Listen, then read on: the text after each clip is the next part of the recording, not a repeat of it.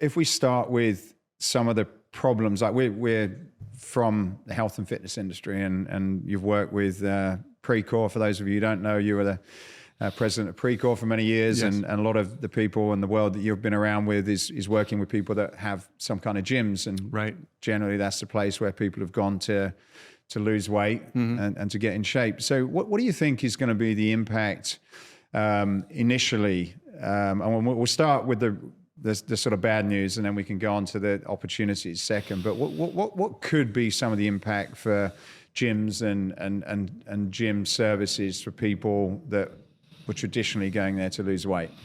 Now, we say impact from an operational point of view, or Well, I revenue guess point of view, financially, or both? ultimately, Yeah, revenue point of view. Yeah, I mean, so we point out in the study that total addressable market, if you take just 5%, you figure 5% of the people that are obese or overweight, so that's 73% of the population. Just take 5% of those go on a GLP-1. That would represent a total addressable market increase of like 6.7 billion. You just take those numbers and multiply it by one-year health club membership. It comes out to 6.7 billion. Now, are all those people going to join a health club? Of course not. But it is a significant number that should join a health club, because if 5% of the population goes on it, then they're supposed to work out. They've got to do it somewhere. I think the big barrier for a club is they're not really set up for the most part to deal with somebody who's probably never been to a gym or hasn't been to gyms for a long time. Their body is, hey, it's obese, right? So do you want to walk into a place where a lot of people are fit? It's very, very intimidating. And I think intimidation is the biggest barrier right now, for sure. So how do you, as a club owner, how do I get around it? How do I make people feel comfortable coming in? Do I have a separate entrance, or do I have a separate area or a separate time? Some way to make them feel better. And I think that's going to play out over time. I think initially it's going to be the early adopters. I mean, we already see this, right? Sequence, Row, Lifetime. I think you'll see more and more of this. But for the sort of mainstream club owner, I think it's going to be a few years before there's significant adoption.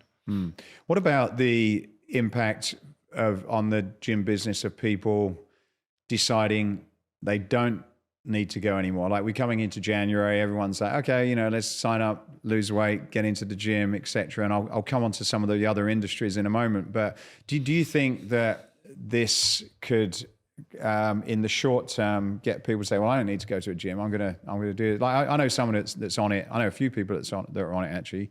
One person that needs to be on it, one person that doesn't. He just thinks, well, we are in California. Yeah, it just thinks it makes him look better. But, exactly. But doesn't exercise either. So can you see people saying, well, look, I've got the perfect bod now. Why do I need to go to the gym? Well, yes, but the thing is, you don't have the perfect bod now, right? Because the more weight you lost, the more likely you're probably got skin just kind of hanging out, looking for that fat that used to be there to cling on to, right? So you really do have to work out. And there's one thing we point out in the paper, that there's this motivational aspect to GLP-1s, and which is you lose weight so rapidly that your motivation changes, like from what we call extrinsic to intrinsic, right? So the extrinsic is, I'm overweight, my doctor tells me I need to lose weight, I can go on a 14-day challenge or all this, but all these motivating factors are external from my sort of persona. But when I want it, when I believe in it, when I'm completely bought in, that's intrinsic. And what tends to happen with GLP-1s, you see results so quickly that people get motivated, like, wow, instead of going on a regular diet where you diet for, you're into it for 6 weeks or 8 weeks, you look at the scale like, shit, I haven't lost that much weight, I don't look that different.